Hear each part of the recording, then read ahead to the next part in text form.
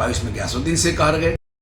वही कहानी 2024 के महाराष्ट्र इलेक्शन में इम्तियाज़ जलील साहब के साथ दोहराई गई। मरहूम बहुत बड़े शायर राहत इंदौरी साहब का एक शेर है कि लगेगी आग तो आएंगे घर कई जद में, यहाँ सिर्फ हमारा मकान थोड़ी है। उन्होंने बहुत बरसों पहले लिखा था। इम्तियाज़ जलील साहब ने भी सलाहुद्दीन अय्यूबी साहब रहमतुल्लाह अलैह का एक कोट किया है कि गद्दार अपने सफ़ों में भी हो तो हम क्या कर सकते हैं।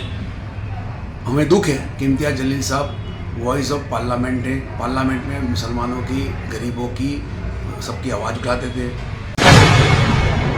2022 में गुजरात के 15 साल के एमएलए गयासुद्दीन शेख साहब, जिसने 15 साल विधानसभा में हर मुद्दे के ऊपर हर कम्युनिटी के लिए, खास करके मुस्लिम कम्युनिटी के लिए आवाज़ उठाई, उनके लड़े और आज भी लड़ते हैं।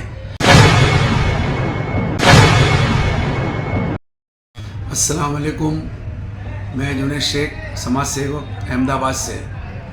पिछले 23 तारीख से महाराष्ट्र का जो रिजल्ट आया है और झारखंड का, उसके बाद 2 दिन से सोशल मीडिया में मैं देख रहा हूँ कि इम्तियाज़ जलील साहब की हार को लेकर बहुत सब लिखा जा रहा है, बहुत सब बोला जा रहा है। इम्तियाज़ जलील साहब ने भी सलाहुद्दीन अय्यूबी साहब रहमतुल्लाह अलैह का एक कोट किया है कि गद्दार अपने सफ़ों में भी हो तो हम क्या कर सकते हैं।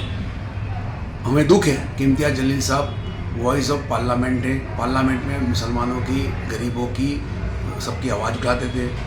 हम यही बात 2022 में गुजरात के 15 साल के एमएलए गयासुद्दीन शेख साहब, जिसने 15 साल विधानसभा में हर मुद्दे के ऊपर हर कम्युनिटी के लिए, खास करके मुस्लिम कम्युनिटी के लिए आवाज़ उठाई, उनके लड़े और आज भी लड़ते हैं। गुजरात के उलमाओं ने, गुजरात के एनजीओ ने, गुजरात के दानिशमंदों ने अवैसी साहब को और इम्तियाज़ जलील साहब को ये समझाया था कि भाई आप जहाँ पर मुस्लिम उम्मीदवार लड़ते हैं, खास करके गयासुद्दीन शेख, उनके सामने उम्मीदवार ना रखें और आप दूसरी जगह पर लड़ाएं। लेकिन वो नहीं माने और उसका नतीजा ये हुआ कि 2022 में गयासुद्दीन शेख हार गए।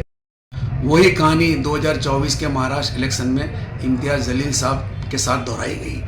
मरहूम बहुत बड़े शायर राहत इंदौरी साहब का एक शेर है कि लगेगी आग तो आएंगे घर कई जद में, यहाँ सिर्फ हमारा मकान थोड़ी है। उन्होंने बहुत बरसों पहले लिखा था। तो मैं ये मैसेज गुजरात के, अहमदाबाद के, पूरे हिंदुस्तान के मुसलमान लोगों को और सेकुलर वोट जो देने वाले लोगों को एक मैसेज देना चाहता हूँ कि देश में संविधान के साथ लड़ने के लिए, फासिस्टवादियों के सामने लड़ने के एक होकर जो नुमाइंदा जीत सकता है उसके साथ रहकर जिताया जाए। अब पंचायत के इलेक्शन आएंगे, नगर पालिका के आएंगे, जिला पंचायत के आएंगे और कॉरपोरेशन के आएंगे। अगर यही हाल रहा तो अपना नुमाइंदा न संसद में जाएगा, न विधानसभा में जाएगा, न कॉरपोरेशन में जाएगा, न पंचायत में जाएगा, न जिला पंचायत में जाएगा। तो आप सब लोगों को मिलकर जो लोकल एरियाज़ के लोगों का जो मंतव्य हो उसके प्रमाणे चलना चाहिए। और मैं फिर से कहता हूँ कि जितना दुख गयासुद्दीन शेख साहब के हारने से हुआ था, इतना दुख हमको इम्तियाज़ जलील साहब से भी हुआ है। लेकिन कुछ लोग गुजरात के जो सिर्फ विरोध करना जानते हैं, वो सोशल मीडिया में सिर्फ अभी भी उनकी बात को रखते हैं कि वो जो बात हमने की सही थी। लेकिन आम आदमी पार्टी के जो लोग भी है वो 4200 वोट लाए थे और नीम के 1700 वोट लाए थे। गयासुद्दीन शेख 57,000 वोट लाए थे और बीजेपी 61,000 लाई थी। तो वोट का डिफरेंस बहुत है। और ये मेरी दर्द भरी अपील है और आजीजन अपील है कि ये सब लोग, जागरूक नागरिक, मुसलमान समाज के, सेकुलर समाज के लोग मिलकर अच्छे लोगों को जिताएं। अस्सलाम वालेकुम, अल्लाह हाफिज़।